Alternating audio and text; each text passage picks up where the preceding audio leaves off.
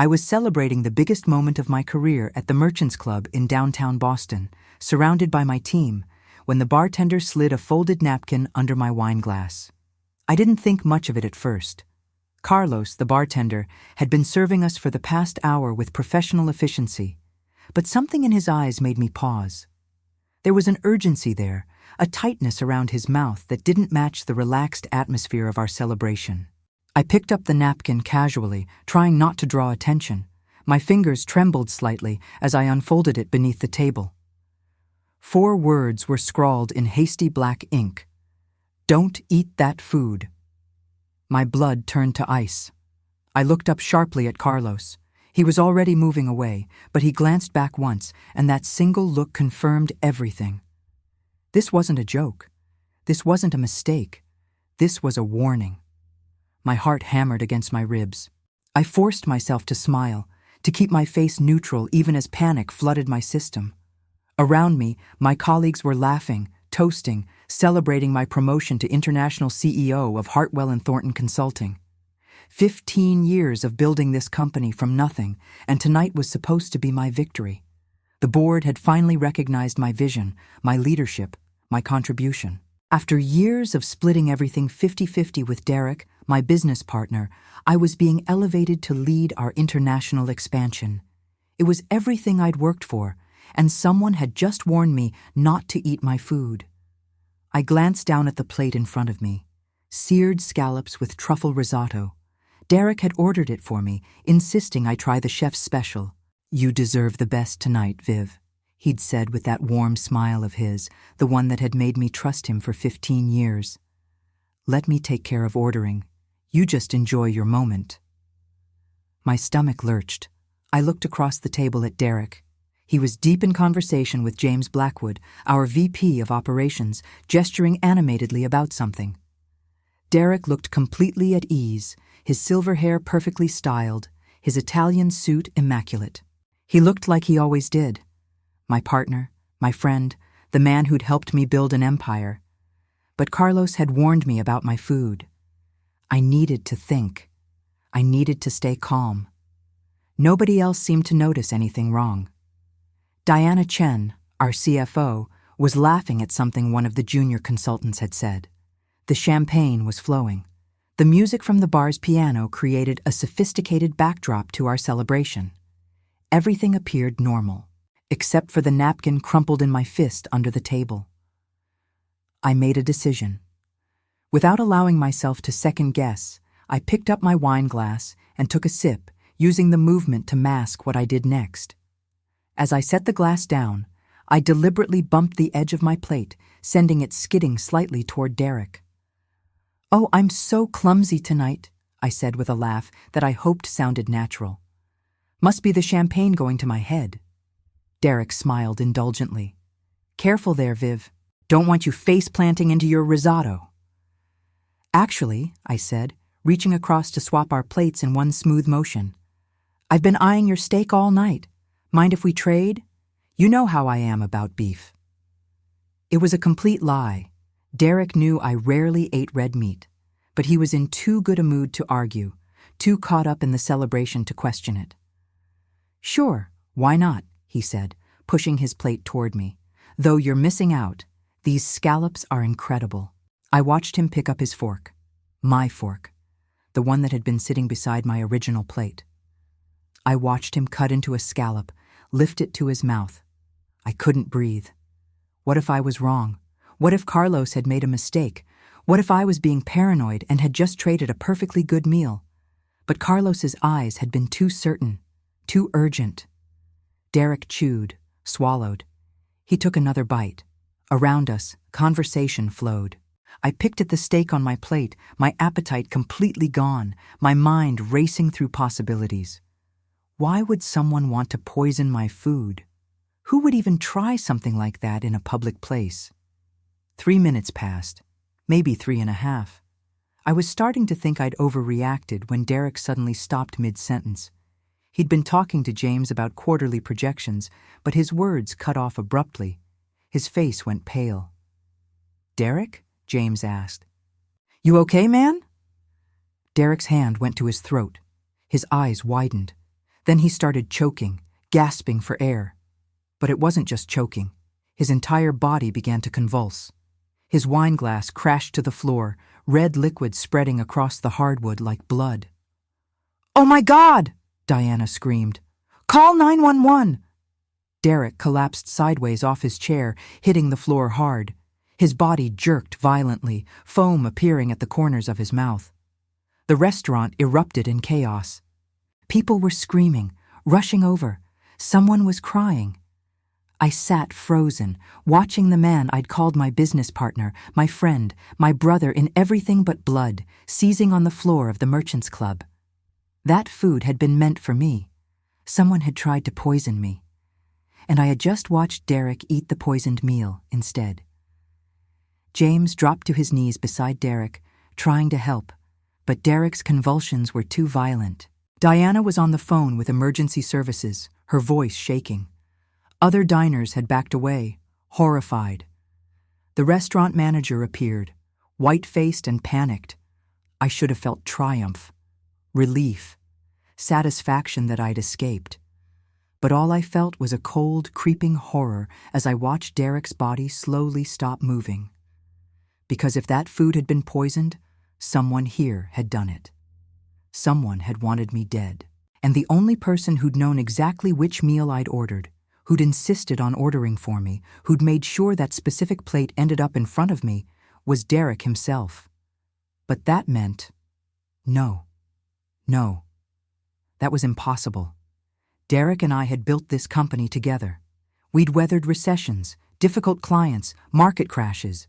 We'd celebrated each other's successes. When I'd gone through my divorce 8 years ago, Derek had been there for me, talking me through the worst nights. When his daughter got into Stanford, I'd thrown her a celebration party. We were family. Except the poisoned food had been meant for me, and Derek had ordered it. The ambulance arrived within minutes, though it felt like hours. Paramedics swarmed Derek's motionless body, working frantically. I heard terms I didn't fully understand. Possible toxin, severe seizure, unresponsive. They loaded him onto a stretcher. As they wheeled him past me, I caught a glimpse of his face. His eyes were half open, but there was nothing behind them. Nothing at all. "Ma'am, I'm Detective Morris with Boston PD," a voice said beside me. I turned to find a middle-aged man in a dark suit, his expression serious. "I'm going to need you to stay here. Nobody leaves until we get statements from everyone."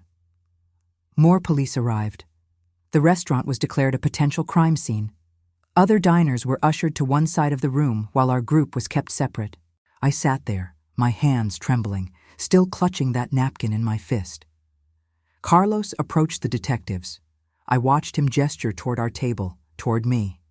The detectives' expressions changed. One of them looked at me sharply, then back at Carlos.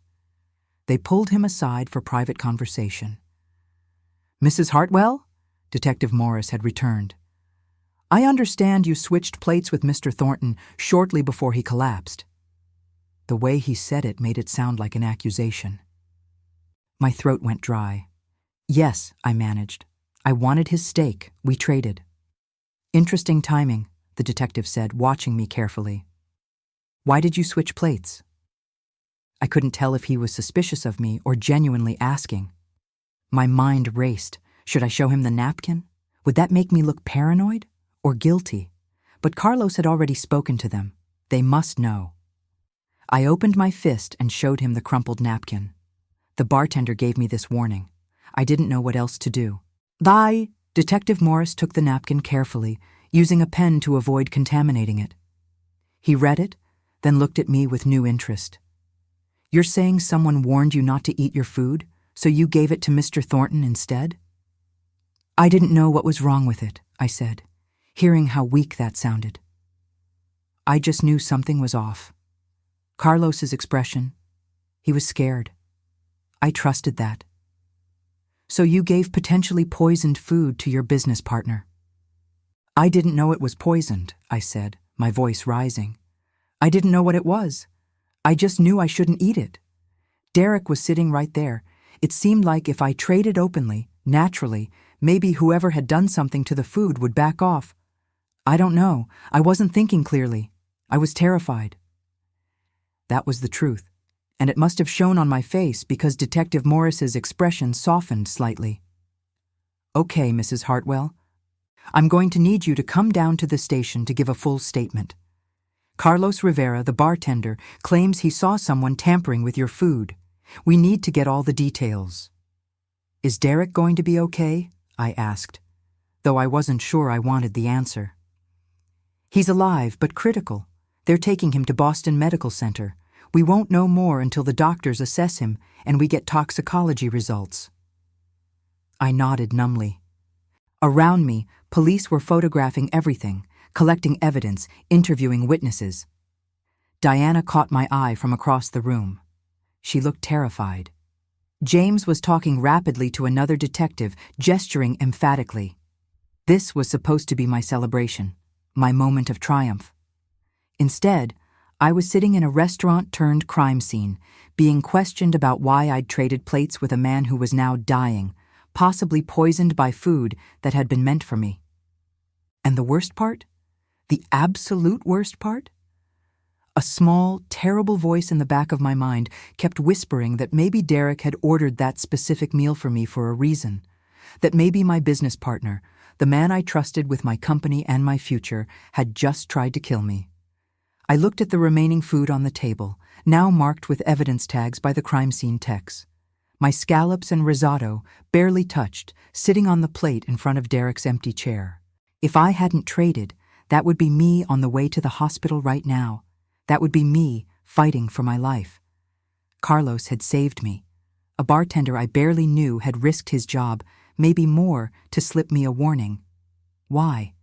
How had he known? Mrs. Hartwell? Detective Morris gestured toward the door. If you're ready?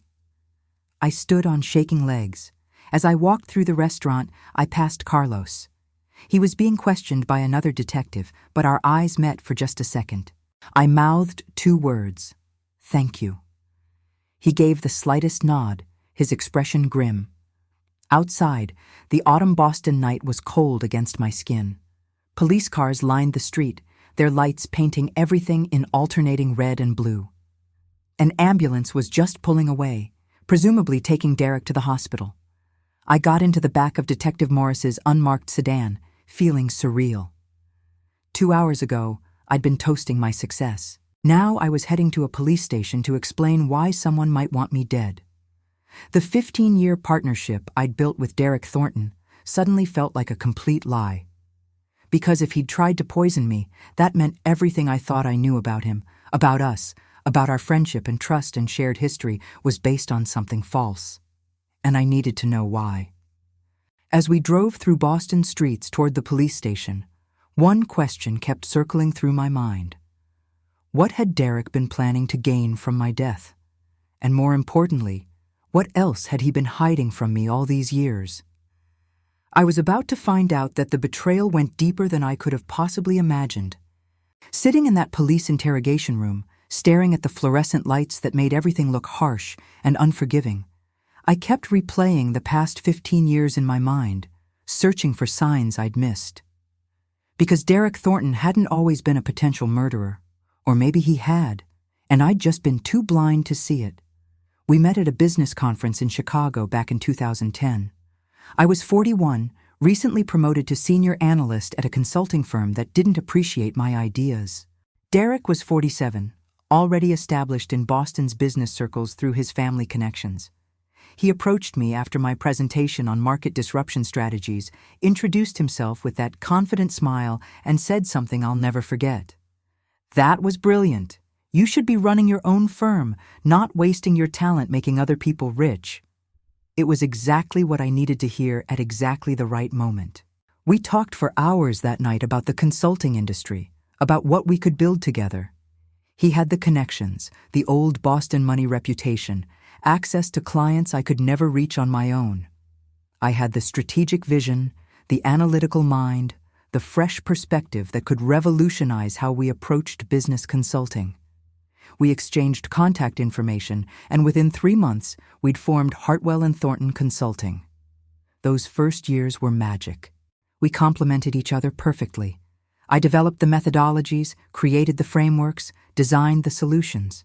Derek handled client relationships, leveraged his network, secured the contracts. We split everything 50-50, equal partners, equal voices, or so I thought. The company grew faster than either of us anticipated. By year 3, we'd landed our first Fortune 500 client. By year 5, we had offices in Boston, New York, and Chicago. By year 7, we were bringing in $25 million annually. We were successful beyond my wildest dreams. But looking back now, I realized that along the way, something had shifted. The media started calling me the visionary behind Hartwell & Thornton. Business journals interviewed me about our innovative approaches. When we won industry awards, I was usually the one accepting them because I'd developed the methodologies being recognized. Derek handled operations brilliantly, but operations don't make headlines. Vision does. I never thought much about it. Derek always smiled, always congratulated me, always seemed genuinely proud of our success. But now, sitting here knowing he might have tried to kill me, I wondered how long he'd been seething beneath that smile. How many times had he gone home and raged about being overshadowed? How many nights had he convinced himself that I was stealing credit that belonged to him? 6 months ago, the board approached me about international expansion. They wanted to open offices in London and Singapore, establish Hartwell & Thornton as a truly global consultancy. They wanted me to lead it as international CEO. It was the recognition of a lifetime, the pinnacle of everything I'd worked for.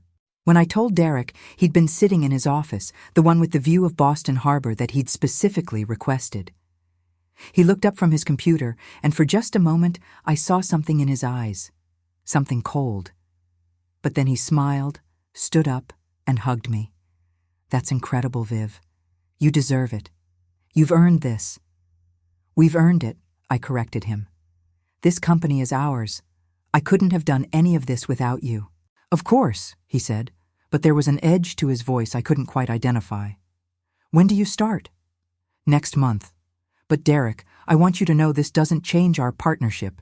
You're still COO. We're still building this together." "Absolutely," he said. "Partners to the end." Partners to the end. Jesus, I'd been so naive. In the weeks following that announcement, Derek had been different, more withdrawn. He'd taken more phone calls behind closed doors. He'd started going out for lunch alone instead of eating with the team like he usually did. Diana Chen, our CFO, had mentioned some discrepancies in the financial reports, minor things that didn't add up. When I'd asked Derek about it, he'd waved it off. "It's just a system migration issue. The new accounting software has been glitchy. Diana's being overcautious, which is good, but there's nothing to worry about." I'd trusted him. Why wouldn't I? We'd been partners for 15 years. We'd celebrated each other's wins, supported each other through losses. When I went through my divorce from Marcus 8 years ago, Derek had been there for me every step of the way. He'd listened to me cry, helped me navigate the settlement negotiations, even recommended his own divorce attorney when mine turned out to be incompetent. Or maybe that had all been strategic too. Maybe he'd been building my trust, making himself indispensable, ensuring I'd never question him or doubt his loyalty. Maybe every kind gesture, every moment of support, had been part of a long game I'd never suspected he was playing. The thing about Derek that I'd always admired was his presence. He came from old Boston money, the kind that opened doors before you even knocked. His father had been a prominent investor, his mother from a family that traced back to the Mayflower or some such lineage. Derek had attended the right schools, joined the right clubs, knew the right people. When we'd started the company, his name had been our calling card. Derek Thornton's new venture carried weight in circles where Vivian Hartwell's startup would have been ignored. But his family had fallen on hard times before we met, something he'd mentioned only once. Bad investments, market crashes, his father's poor decisions. The mansion had been sold, the trust fund depleted. Derek had been left with a name and connections, but not much else. Starting Hartwell & Thornton had been his chance to rebuild the family fortune. and I'd helped him do it. Our company had made us both wealthy. My personal net worth was around $12 million. Derek's was similar, maybe slightly less because of his expensive lifestyle. He lived in a restored brownstone in Beacon Hill, drove a Tesla and a vintage Porsche, wore custom Italian suits. His wife Catherine came from money too, and together they maintained appearances at all the right charity galas and country club events. But what if maintaining those appearances had cost more than he had? What if beneath the polished exterior, Derek had been drowning financially? Detective Morris had left me alone in this interrogation room for the past 30 minutes. I assumed they were reviewing Carlos's statement, examining the evidence, maybe even waiting for word from the hospital about Derek's condition. I felt numb, suspended between disbelief and a growing, terrible certainty. My phone had been taken as potential evidence, so I couldn't call anyone, couldn't check on Derek, couldn't warn Diana or James about what had happened, couldn't call my kids, though they were both on the West Coast and probably asleep anyway. Adrian in Seattle with his engineering job, Sophia in San Francisco with her law firm. Both of them would be devastated when they heard. They'd known Derek for years, considered him Uncle Derek. The door opened. Detective Morris entered with a younger detective, a woman with sharp eyes and pulled-back dark hair. "Mrs. Hartwell, this is Detective Sarah Chen. We have some updates." I sat up straighter. "Is Derek alive?" "He's in critical condition but stable," Detective Morris said. "The doctors confirmed it was poisoning. They're running comprehensive toxicology panels now. It'll take time to identify the specific substance."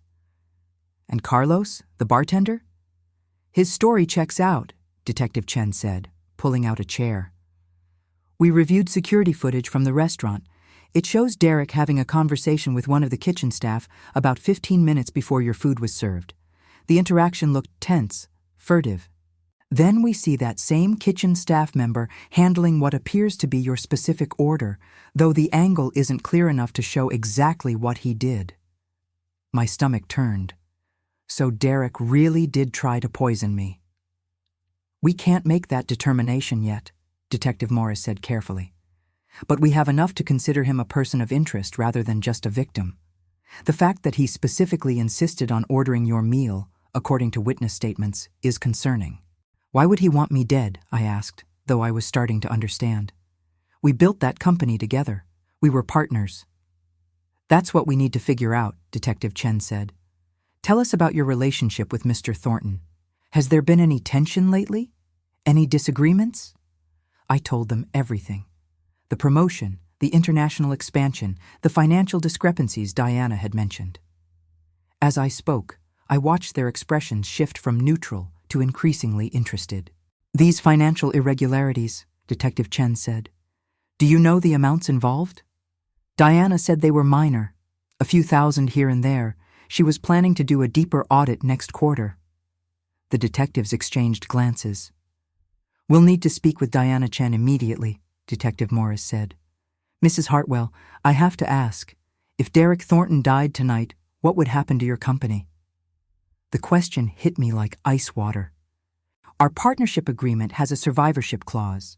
If one partner dies, the other assumes full control of the company and all its assets. It's standard in business partnerships. So if you had died tonight, Derek Thornton would have gained complete control of a company worth how much? "The company's valuation is around $40 million, I said quietly. "Maybe more with the international expansion prospects." Detective Chen wrote something in her notebook. "That's a powerful motive." "But it doesn't make sense," I said desperately, even though it was starting to make terrible sense. "Derek's already wealthy. We both are. Why risk everything?" "Wealth is relative," Detective Morris said, "and sometimes people aren't as wealthy as they appear." They released me from the police station at 2 a.m. with instructions not to leave Boston and to remain available for further questioning. I drove home to my condo in Back Bay in a daze, the city streets empty and cold. When I finally walked through my door, I stood in my living room and let the tears come.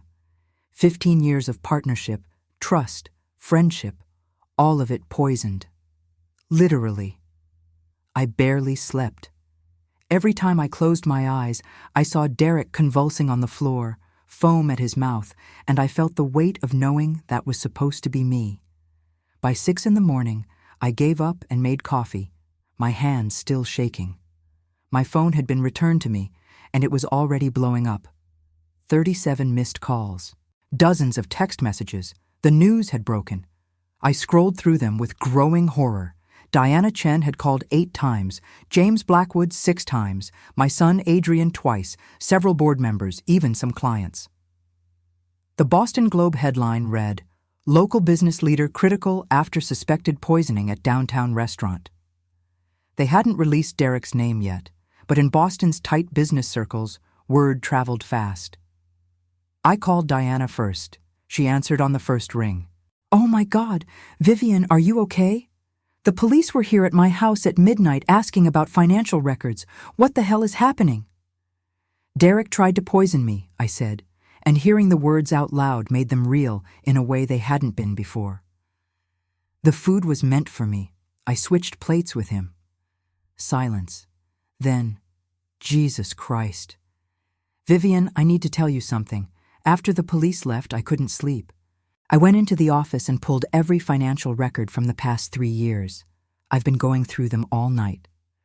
And? It's bad. Really bad. Derek's been systematically embezzling from the company.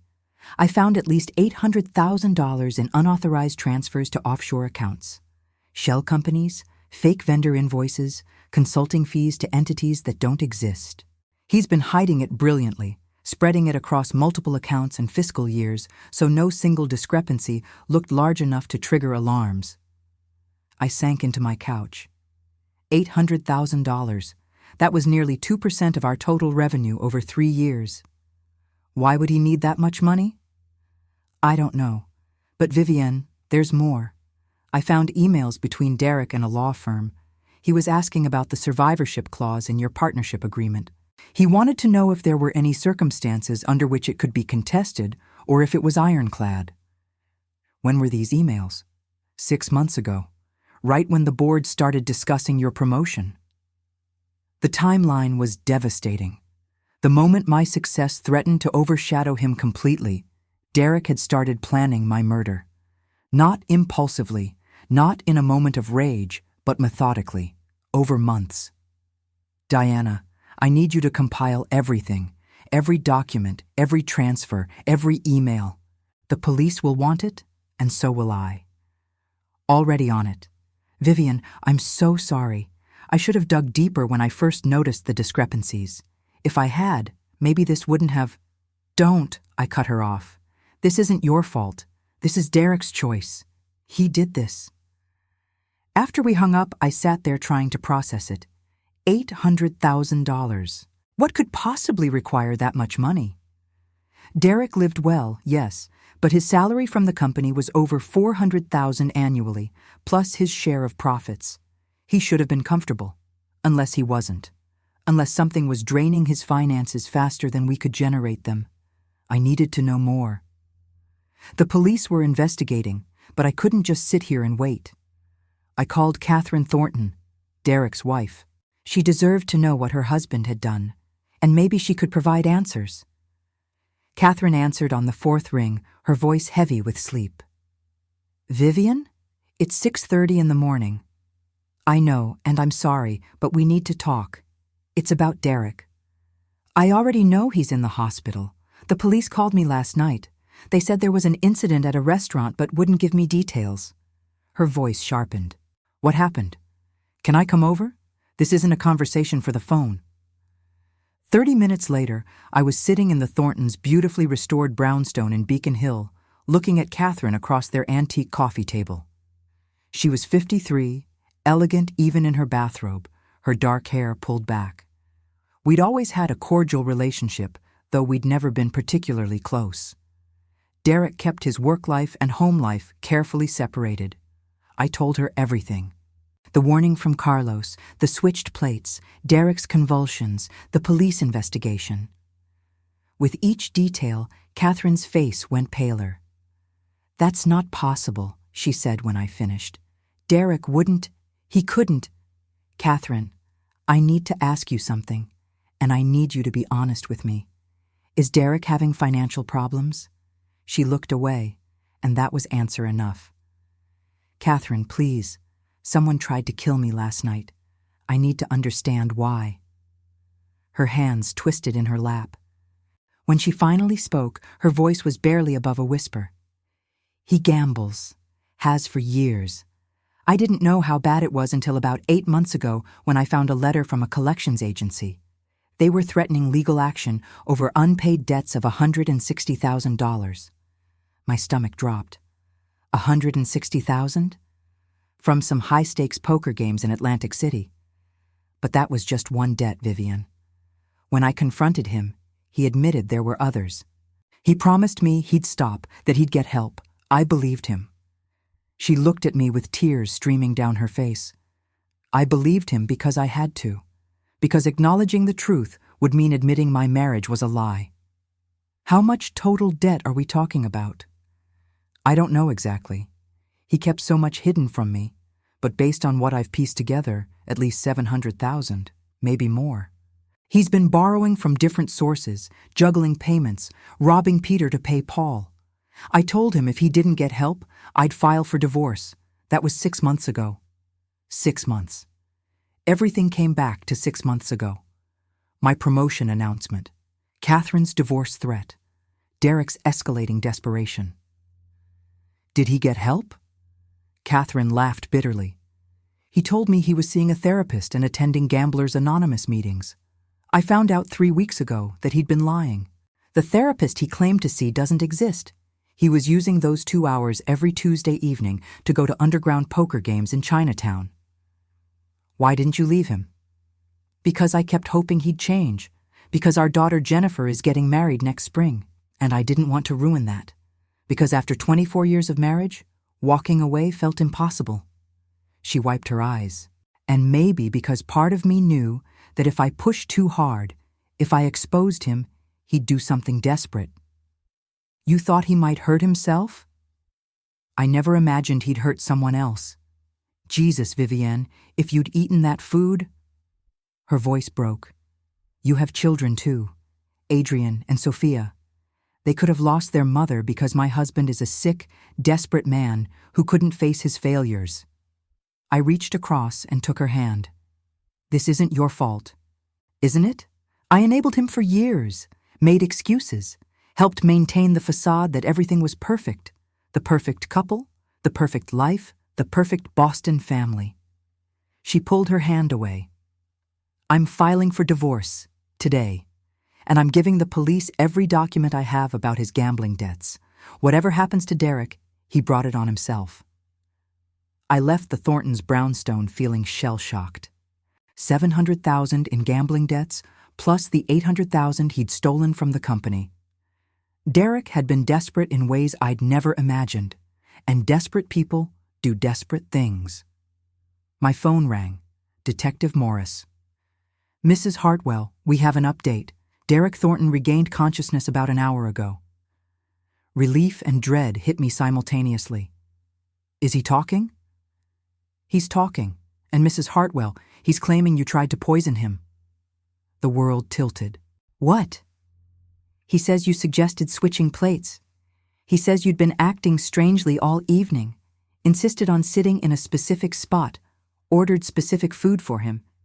He's claiming this was a premeditated attempt on his life. I couldn't breathe. That's insane. Carlos warned me about my food. There's security footage showing Derek talking to the kitchen staff. Diana found evidence of embezzlement. We know, Mrs. Hartwell. We have all that evidence. But Thornton has retained one of Boston's top criminal defense attorneys, and they're building a counter-narrative. They're arguing that you discovered his financial irregularities and decided to eliminate him rather than go through the messy process of dissolving the partnership and potential lawsuits. But that doesn't make any sense. Why would I poison him in a public restaurant surrounded by witnesses? They're claiming you panicked when you saw Carlos's warning, thinking he'd somehow discovered your plan. They say you switched the plates to make it look like Thornton had tried to poison you, creating reasonable doubt and turning yourself from perpetrator into victim. It was brilliant. Diabolical. but brilliant. Derek was trying to flip the entire narrative.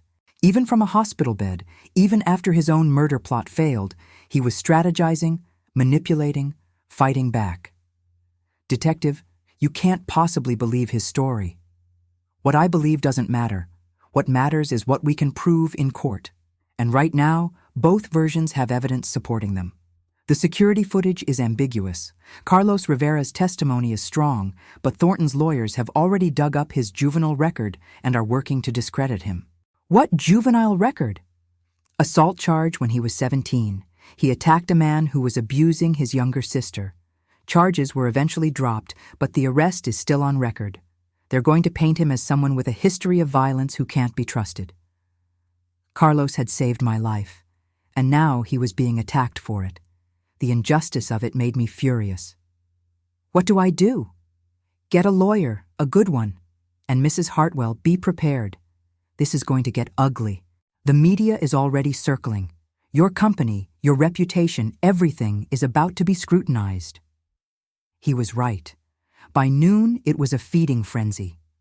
The story had evolved from local businessman poisoned to business partners in poisoning scandal. Who's telling the truth? My phone wouldn't stop ringing. Reporters camped outside my building. The company's main line was overwhelmed with calls. I hired Martin Blackwell, no relation to my VP James, one of Boston's premier criminal defense attorneys. He was 72, silver-haired, and had a reputation for being ruthless in the courtroom. The good news, he told me in his office that afternoon, is that the evidence supports your version. The bad news is that Derek Thornton has created just enough doubt to make this messy. We need to build an airtight case showing his motive, his means, and his opportunity. Diana Chen found $800,000 in embezzlement. Catherine Thornton confirmed at least $700,000 in gambling debts. That's motive. It's a start, but we need more. We need to find the kitchen staff member who actually put the poison in your food. We need to trace where Derek got the poison. We need financial records showing he was desperate enough to kill for money. Over the next 3 days, the investigation intensified. Diana worked around the clock with forensic accountants, tracing every penny Derek had moved. The police found the kitchen worker, a 26-year-old line cook named Marcus Webb, who'd been working at the Merchants Club for only 3 weeks. Under interrogation, he cracked. Marcus admitted that Derek had approached him 2 weeks before the poisoning. Derek had somehow discovered that Marcus had his own gambling debts, $50,000 to the same underground operations Derek owed money to. Derek offered him a deal, put a specific substance in a specific plate of food, and he'd pay Marcus $50,000 in cash, plus clear his gambling debts with their mutual creditors. I didn't know it was poison, Marcus told police, though that claim was questionable. He said it was just something to make her sick, to embarrass her in front of her colleagues. I thought it was a prank between business partners. I didn't know anyone would die. But Derek hadn't died. I should have. The substance was identified as ricin, a deadly poison derived from castor beans. It's notoriously difficult to detect and almost always fatal if ingested in sufficient quantities. Derek had given Marcus enough ricin to kill me several times over. This wasn't meant to make me sick. It was meant to end my life within hours. The investigation into where Derek obtained the ricin led to even darker places. He'd purchased it from a dark web vendor using cryptocurrency, covering his tracks through multiple digital layers.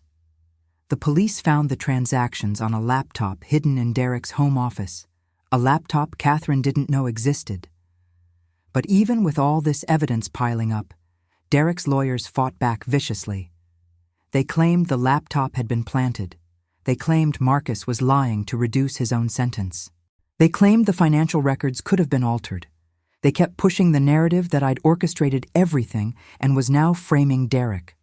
The media ate it up. Opinion pieces appeared with headlines like, "Who's the real victim?" and "The case that has everyone questioning everything." My face was plastered across every news site, sometimes next to Derek's, both of us labeled as either victim or villain depending on which theory the outlet favored. The company was hemorrhaging clients. The board called an emergency meeting and suspended both Derek and me pending the outcome of the criminal investigation. Diana Chen was appointed interim CEO. James Blackwood gave a statement to the press defending my character, but it was drowned out by the sensationalism. My children flew in from the West Coast. Adrian and Sophia sat with me in my condo, trying to process that the man they'd known as Uncle Derek had tried to murder their mother. "I never liked him," Sophia said, though I knew that wasn't true. There was always something fake about his smile. "Mom, what happens if he's found not guilty?" Adrian asked the question I'd been trying not to think about. "Then my life is over," I said honestly. "Even if I'm not convicted of anything, the doubt will always be there. I'll be the woman who maybe tried to poison her business partner. No one will ever trust me again." That night, unable to sleep, I found myself going through old photos on my computer. Pictures from the early days of Hartwell and Thornton. Derek and me signing the partnership papers, both of us grinning.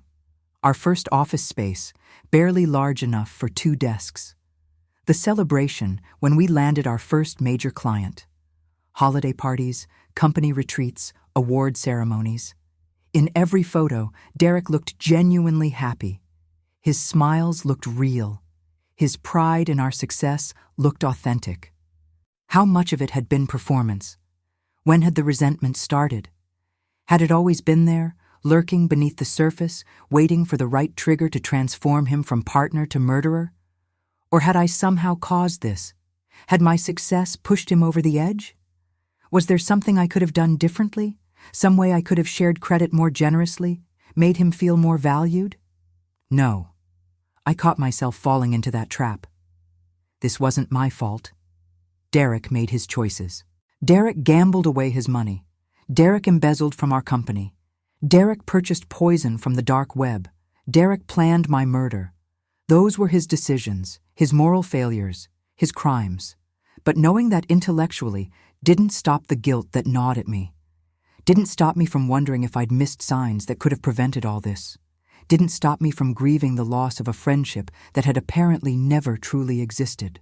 2 weeks after the poisoning, the district attorney announced they had enough evidence to charge Derek Thornton with attempted murder, solicitation of murder, embezzlement, and fraud. Marcus Webb was charged as an accomplice. Both were denied bail due to flight risk. But Derek's lawyers immediately filed motions to suppress evidence, claiming improper search and seizure. They demanded I be investigated with equal rigor. They kept the doubt alive, kept the narrative muddy. "This is going to trial," Martin Blackwell told me, "and it's going to be brutal. Are you prepared for that?"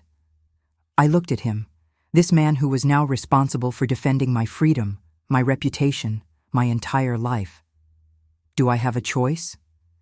"There's always a choice, Mrs. Hartwell, but some choices are about survival." He was right. This was about survival now. My survival against Derek's final, most vicious attack, because even if he couldn't kill my body, he was trying to kill my reputation, my career, my future, and I had to be prepared to fight back with everything I had. The turning point came 4 weeks after the poisoning, in the most unexpected way possible. I was sitting in Martin Blackwell's office reviewing depositions when his assistant knocked on the door, looking flustered. "Mr. Blackwell, there's a woman here who insists on speaking with Mrs. Hartwell. She says it's about the Thornton case. She won't give her name, but she says it's urgent." Martin and I exchanged glances. "Send her in," he said. The woman who entered was about my age, maybe a year or 2 younger, with auburn hair and nervous eyes. She was well dressed but looked like she hadn't slept in days. She sat down across from us and immediately started crying. "I'm sorry," she said, wiping her eyes. "I didn't know what to do. I've been wrestling with this for weeks, and I can't keep quiet anymore." Who are you?" I asked gently. "My name is Rebecca Winters. I was Derek Thornton's mistress." The words hit me like a physical blow. I'd known Derek had secrets, but this I hadn't even considered. "How long?" I heard myself ask. 3 years. We met at a conference in Miami. He told me his marriage was basically over, that he and Catherine were only staying together for appearances. He said once his daughter graduated college, he'd leave her.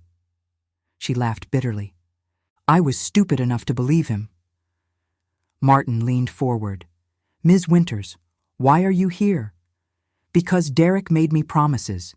He said once his business expanded internationally, once he had full control of the company, we'd start a new life together in London. He had it all planned out.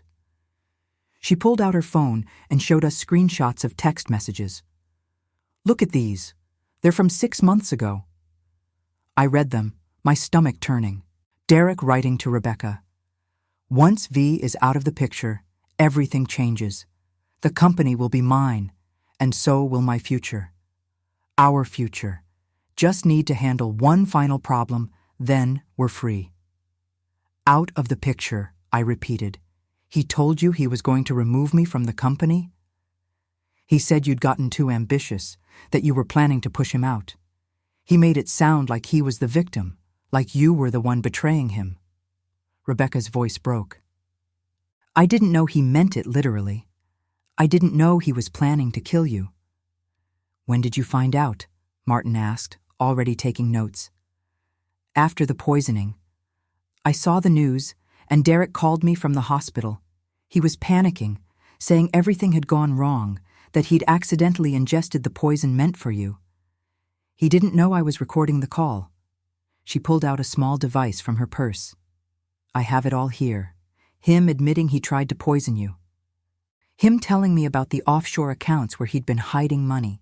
Him explaining how he'd planned to frame it as a random incident, maybe blame it on a disgruntled employee. I couldn't breathe. This was it. This was the evidence we needed, straight from Derek's own mouth. Why record him? I asked. Because I finally saw him clearly. I listened to him talk about murdering another human being like it was a business strategy, and I realized the man I'd been sleeping with for 3 years was a monster. And I thought, if he could do this to his business partner of 15 years, what would he do to me if I became inconvenient? Martin was already on his phone, calling the district attorney's office. We need this recording authenticated immediately. Ms. Winters, are you prepared to testify? Yes. I'm prepared to tell the truth about everything. The affair, the money he gave me from the embezzled funds, the plans we made, all of it. She looked at me directly. Mrs. Hartwell, I'm so sorry. I was complicit in his deception, even if I didn't know the extent of it. I helped him believe he deserved more than he'd earned, that you were somehow stealing what was rightfully his. I fed his delusions, and I'm sorry. I didn't know what to say. This woman had been sleeping with Derek, planning a future with him built on my death, yet here she was offering the evidence that would save me. Why now? I finally asked. You could have destroyed that recording, stayed silent, protected yourself. Because I have a daughter, Rebecca said quietly. She's 14, and when I saw your picture in the news, standing with your son and daughter, I thought about what kind of person I'm teaching my child to be. I can't look her in the eye and claim to have integrity while staying silent about attempted murder. The recording was everything. Derek's voice, slightly slurred from pain medication, but unmistakably him, admitting everything. The purchase of the ricin, the recruitment of Marcus Webb, the plan to assume control of the company through the survivorship clause, his frustration that I'd somehow figured it out and switched the plates, his anger that his foolproof plan had failed. Within 48 hours, the DA's office had authenticated the recording. Derek's lawyers tried to have it suppressed, claiming it was obtained without consent. But Massachusetts law allowed one-party consent for recordings. Rebecca had every right to record her own phone conversation. The media narrative shifted overnight. New evidence confirms Thornton's guilt, read the Boston Globe headline. Mistress provides smoking gun in poisoning case, declared the Herald. Derek's carefully constructed counter-narrative collapsed under the weight of his own recorded confession. His lawyers tried one last, desperate move. They claimed Derek had been under the influence of pain medication, that his statements couldn't be taken as reliable. But the recording was too detailed, too specific, too clearly premeditated to be dismissed as drug-induced rambling. Martin called me with the update 3 days after Rebecca came forward. The DA is offering Derek a plea deal, 20 years for attempted murder, with possibility of parole after 15. If he takes it, you won't have to go through a trial. And if he doesn't take it, then we go to trial, and with Rebecca's testimony and that recording, he'll likely get 25 to life with no possibility of parole. His lawyers know this. They're recommending he take the deal. I thought about Derek sitting in his cell, weighing his options. 15 years minimum versus the rest of his life. He'd be 77 when he got out, if he lived that long. Everything he'd built, everything he'd schemed for, all of it gone. What do you think he'll do? I asked. He'll take the deal. Men like Derek Thornton are ultimately pragmatic. He'll do the math and choose the option that gives him the best chance of survival, just like he's always done. Martin was right. 2 days later, Derek Thornton accepted the plea agreement. In exchange for pleading guilty to attempted murder, solicitation of murder, embezzlement, and fraud, he received a 20-year sentence with the possibility of parole after 15. Marcus Webb, who cooperated fully with prosecutors, received 8 years. The news reached me while I was at the office, our office, the company Derek and I had built together. Diana had called an all-staff meeting to announce that the board had officially reinstated me as CEO and removed Derek's name from the company. We were now Hartwell Consulting International. When Diana told everyone about Derek's guilty plea, the room erupted in applause. They were celebrating, relieved that the nightmare was finally over. But I couldn't celebrate. I could only feel the weight of 15 years of lies, the betrayal that cut deeper than any knife, the knowledge that someone I'd trusted completely had been willing to kill me for money and ego. That night, I sat alone in my condo with a glass of wine I didn't drink, staring at my reflection in the dark window. I'd survived. I'd won. Derek was going to prison. My reputation was restored. My company was mine alone. By every objective measure, this was victory. So why did I feel so broken? Before Derek's sentencing hearing, his lawyer reached out to Martin with an unusual request. Derek wanted to meet with me, face to face. One final conversation before he went to prison for the next 15 years.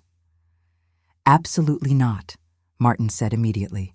There's no benefit to you, only risk. But I found myself considering it. For weeks, I'd been trying to understand how a 15-year partnership had led to attempted murder. How friendship had transformed into murderous hatred. I needed answers that only Derek could provide, even if those answers destroyed me further. I want to do it, I told Martin. Vivian, he's a manipulator. Whatever he says will be designed to hurt you or help himself. There's nothing to gain. Maybe not, but I need closure. I need to look him in the eye and understand what happened to us. The meeting was arranged at the county jail, in a private room with guards stationed outside. Martin insisted on being present, sitting beside me as a silent witness and protector. When they brought Derek in, I barely recognized him. Prison had aged him dramatically. His silver hair had gone completely white. He'd lost at least 20 pounds. The expensive suits were gone, replaced by an orange jumpsuit. But his eyes, those calculating eyes I'd seen across boardroom tables for 15 years, were the same. He sat down across from us, his hands cuffed in front of him. For a long moment, neither of us spoke. We just looked at each other, two people who'd built an empire together, now separated by bulletproof glass and unforgivable betrayal. "Thank you for coming," Derek finally said. His voice was hoarse, smaller than I remembered. "I'm not here for you," I said. "I'm here for me. I need to understand why you tried to kill me." He looked down at his cuffed hands. "That's a complicated question." "Then uncomplicate it.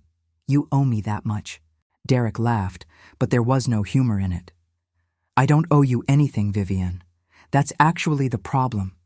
You always acted like I owed you something, like you were doing me a favor by letting me be part of your success story. The words stung because they were so twisted. Our success story. We built that company together. Did we? He looked up, and I saw anger burning in his eyes. Or did you build it while I provided the connections that made it possible? Tell me, Vivienne, how many Fortune 500 clients did you land before you met me? How many doors opened for you before my name was attached to yours? Your name opened doors, but my strategies kept them open. My work won those clients. My methodologies generated results. Your methodologies, he repeated mockingly. That's what everyone said. The brilliant Vivienne Hartwell with her revolutionary approaches. Derek Thornton? Oh, he's just the operations guy, the schmoozer, the one who handles the boring logistics while genius Vivienne changes the consulting world. I started to understand. This wasn't about money or even control. This was about ego, about recognition, about a man who couldn't handle being seen as secondary. I never diminished your contributions, I said. Every interview, every award speech, I always credited you. We were partners. You gave me crumbs of credit while taking all the glory. Do you know what it's like to watch someone else get celebrated for something you built together? To be introduced at conferences as Vivienne Hartwell's business partner instead of by your own name? So you decided to kill me? Because people recognized my work? I decided to take back what was mine. His voice hardened. That company should have been mine alone. My family connections, my network, my sacrifices. You were just supposed to be a consultant I hired, a smart analyst who could develop some frameworks, but you got greedy. You wanted equal partnership, and like a fool, I agreed. The revisionist history was breathtaking. That's not how it happened. You approached me at that conference. You said we should build something together. Equal partners was your idea. Because I needed your brain to make the business work, but I never intended for it to be permanent. I thought once we were established, once we had the client base, I could buy you out, send you on your way with a nice payout. But you entrenched yourself, made yourself indispensable, turned my company into our company. It was always our company, Derek. The contracts we signed, contracts I signed when I was stupid and desperate and thought I needed you more than you needed me. He leaned forward, his voice dropping. Do you want to know when I first thought about killing you? 5 years ago, at the National Consultants Conference when you won Consultant of the Year.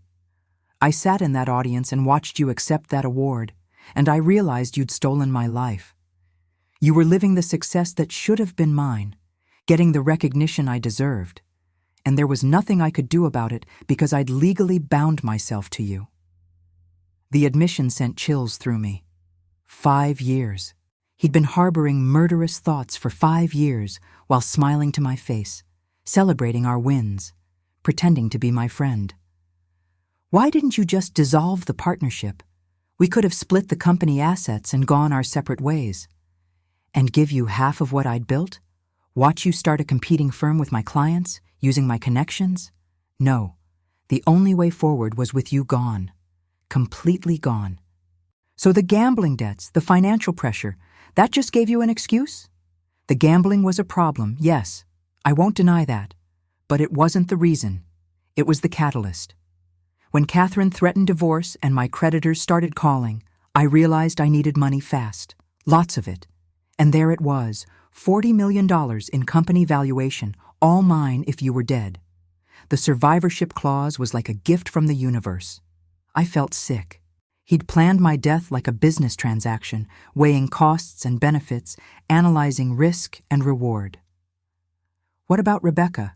Did you love her, or was she just part of your exit strategy? Derek actually smiled. Rebecca was convenient, someone to complain to, someone who validated my grievances, someone who made me feel like the victim in all this. Did I love her? I don't know. Does it matter? It matters because she's the reason you're here. Her testimony destroyed your defense. His smile vanished. I underestimated her conscience.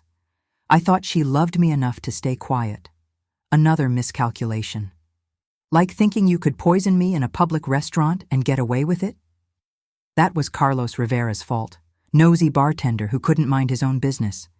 If he hadn't warned you, you'd have eaten that food and died, probably within 6 hours.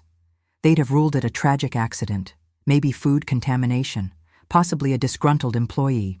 I'd have grieved publicly, taken over the company, and been in London with Rebecca within 6 months. The cold calculation in his voice was terrifying. This wasn't a man who'd made a desperate mistake. This was someone who'd carefully planned murder down to the last detail. Did you ever actually care about me? In 15 years, was any of it real? Derek was quiet for a moment. When he spoke, his voice was softer. In the beginning, yes. I liked you, respected your mind, thought we made a good team. But respect turns to resentment when you're constantly overshadowed. Every award you won, every article written about you, every client who asked for you specifically instead of me, it was like a small death. Eventually, I realized I didn't have a partner. I had a competitor who'd beaten me using my own resources. So, friendship, loyalty, 15 years of working together, none of that mattered? It mattered until it didn't. He looked at me with something like pity. You still don't understand, do you? You think this was about one decision, one moment where I chose to poison you. But it was thousands of moments, thousands of small slights, real and imagined, that built up until murder seemed like the logical solution. Martin touched my arm, a warning that I was getting too emotional. But I had one more question. Do you regret it? Derek considered this carefully. I regret getting caught. I regret that Carlos Rivera interfered. I regret trusting Rebecca. But do I regret trying to kill you? He met my eyes directly. No. You destroyed my life by being better at something I thought was mine. The only thing I regret is that you're alive and I'm here. The honesty was like a punch to the gut. Part of me had hoped for remorse, for some indication that the man I'd known for 15 years still existed somewhere beneath the monster. But Derek Thornton had no regrets about attempting to murder me.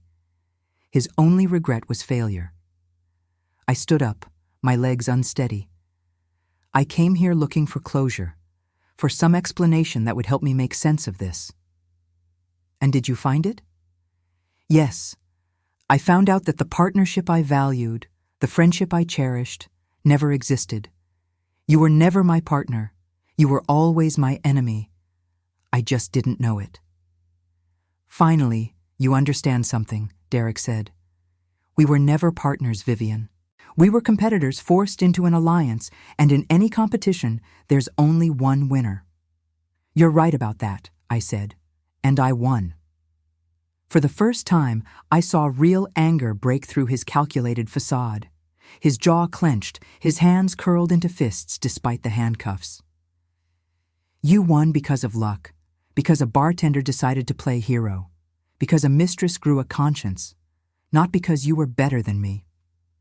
I won because I didn't try to murder my business partner, I said.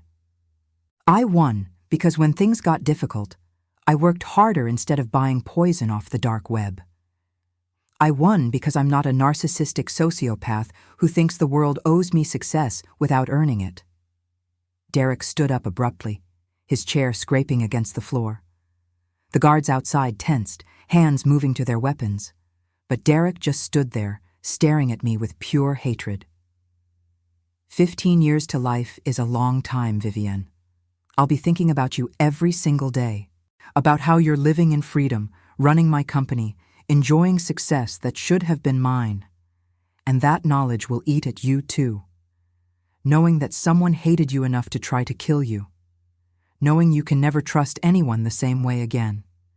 Knowing that for the rest of your life, you'll wonder if the next partner, the next colleague, the next friend might be hiding the same resentment I did.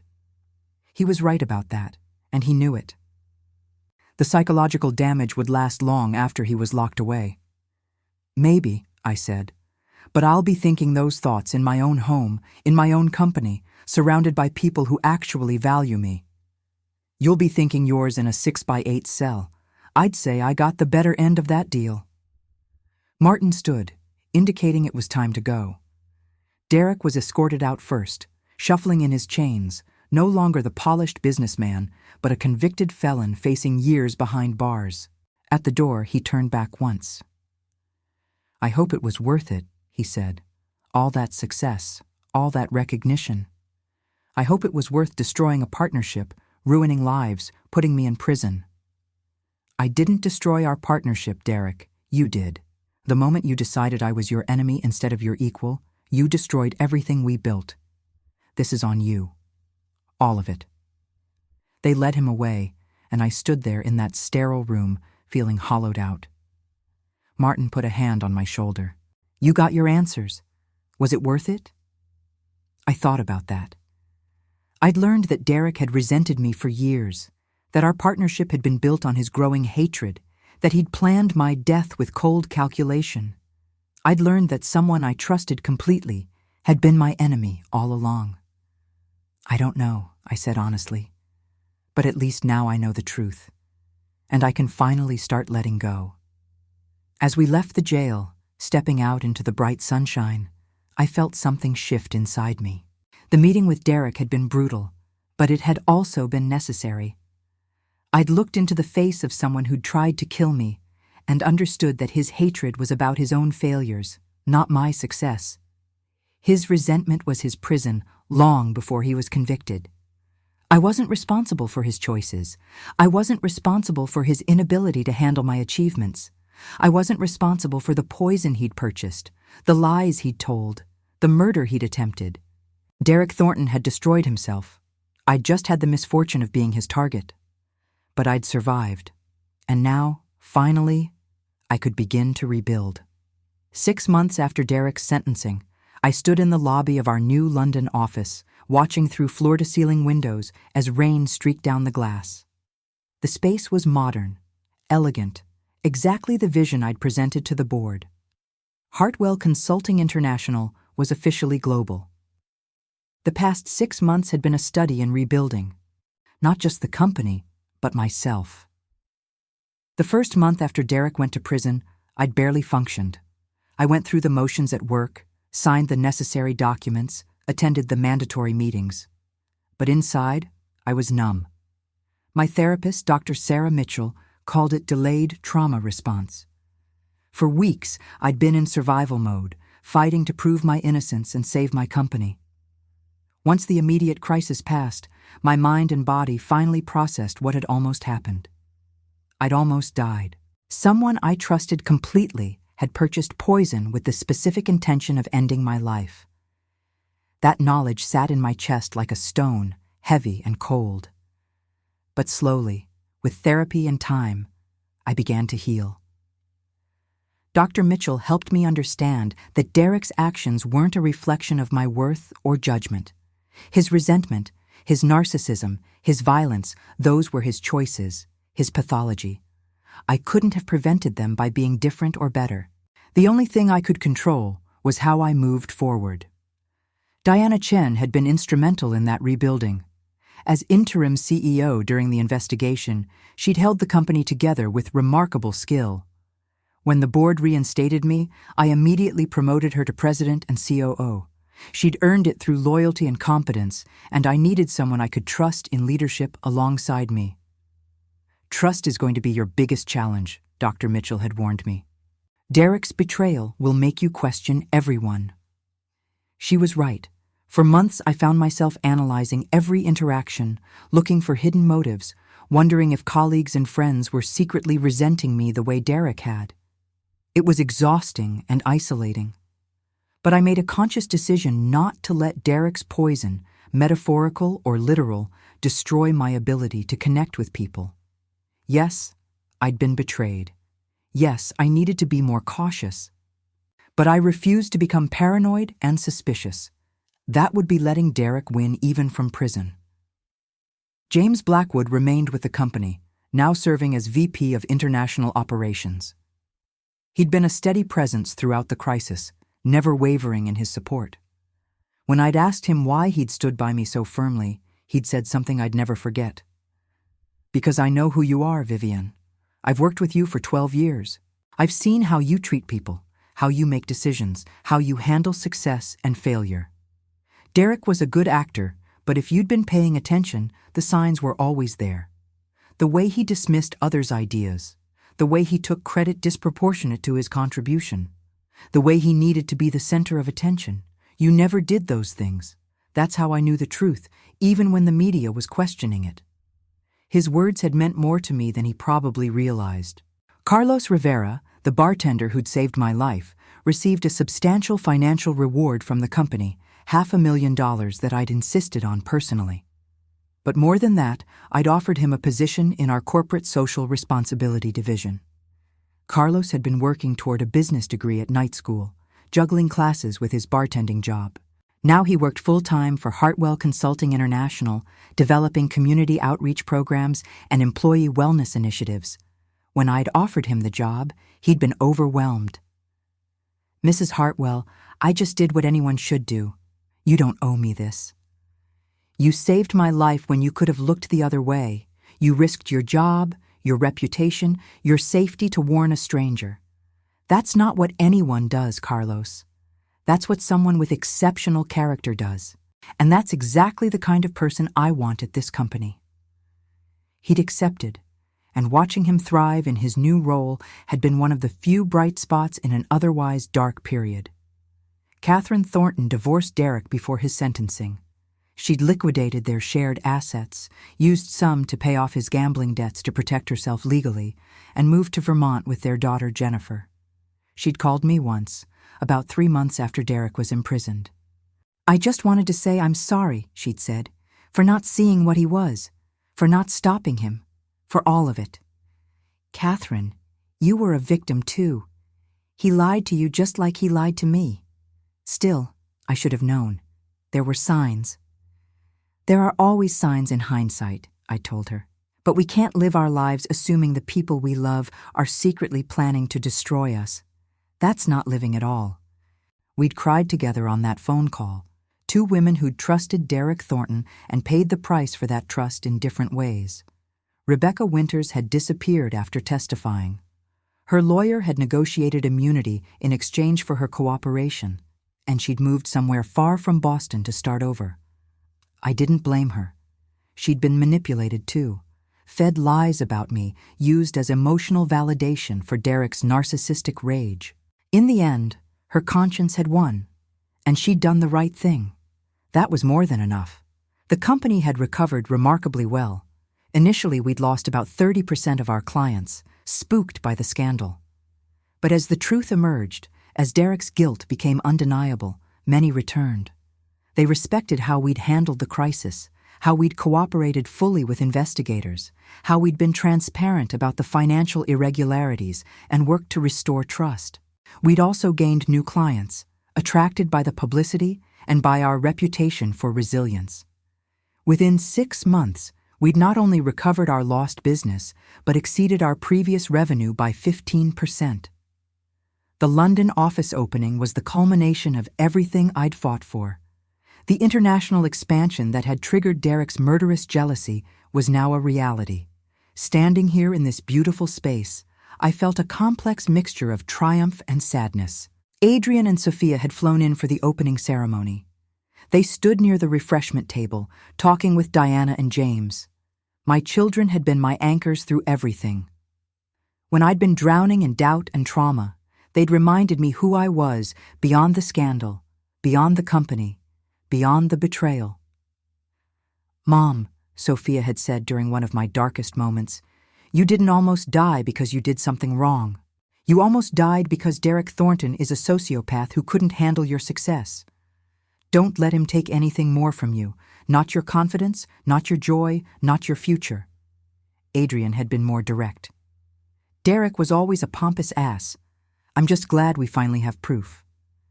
Their support, their love, their unwavering belief in me had been the foundation of my healing. The opening ceremony began. I gave a speech about resilience, about transformation, about building something new from the ashes of betrayal. I didn't mention Derek by name, but everyone knew what I was referencing. The business community had followed every detail of the case. Hartwell Consulting International represents more than geographic expansion, I told the assembled crowd of employees, clients, and press. It represents a commitment to integrity, transparency, and the fundamental belief that success should never come at the cost of others' harm. We've learned painful lessons about trust, about oversight, about the importance of corporate governance. But we've also learned about resilience, about the power of truth, and about the incredible people who step forward when others need help. I gestured toward Carlos, who stood near the back, looking slightly uncomfortable with the attention. Carlos Rivera saved my life with a simple warning on a napkin. He didn't have to. He could have looked away, minded his own business, protected his own interests, but he chose courage over convenience, and I'm alive because of that choice. That's the kind of character we want to embody as a company. That's the standard we're holding ourselves to moving forward. The applause was genuine and sustained. After the ceremony, I found myself alone for a moment on the balcony, looking out over London. The rain had stopped, and weak sunlight broke through the clouds. I thought about Derek, sitting in his cell in Massachusetts, probably seething about this moment. Part of me felt victorious. I'd survived his murder attempt and achieved the success he'd tried to kill me for. But mostly, I just felt sad.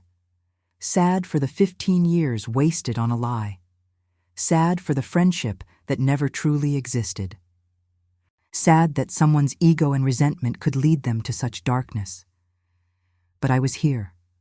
I was alive. I'd rebuilt my company and my life. I'd learned to trust again, carefully but genuinely. I'd learned that not every partnership hides poisonous intent, that most people are capable of basic decency, that Carlos Rivera's exist alongside Derek Thornton's. Diana joined me on the balcony. "Beautiful view," she said. "It is." I smiled at her. "Thank you. For everything. For finding the financial irregularities. For holding things together when I couldn't. For being trustworthy when I was learning to trust again." "That's what partners do," Diana said.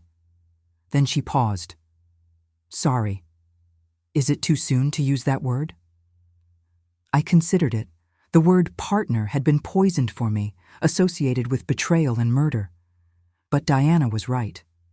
We were partners now, in a healthier, more transparent way than Derek and I had ever been. "No," I said. "It's not too soon. Because you're a real partner, and I'm learning the difference." We stood there together, looking out over the city that represented new beginnings. Behind us, I could hear my children laughing at something James had said. I could hear the buzz of conversation, the clink of glasses, the sound of a company and a life rebuilding. Derek had tried to end my story. Instead, he'd just ended his own. I was still here, still building, still growing. The betrayal had scarred me, yes, but scars are proof of survival, evidence that wounds can heal. I raised my glass toward the city, toward the future, toward all the possibilities Derek had tried to steal from me and failed. "To new beginnings," I said. "To new beginnings," Diana echoed. And for the first time in 6 months, I believed it was possible. Not just to survive, but to thrive. Not just to recover, but to flourish. Derek's poison hadn't killed me. In some ways, it had made me stronger. I was Vivian Hartwell. I'd built an international consulting empire. I'd survived attempted murder. I'd faced down the man who'd betrayed me and come out whole on the other side. And I was just getting started.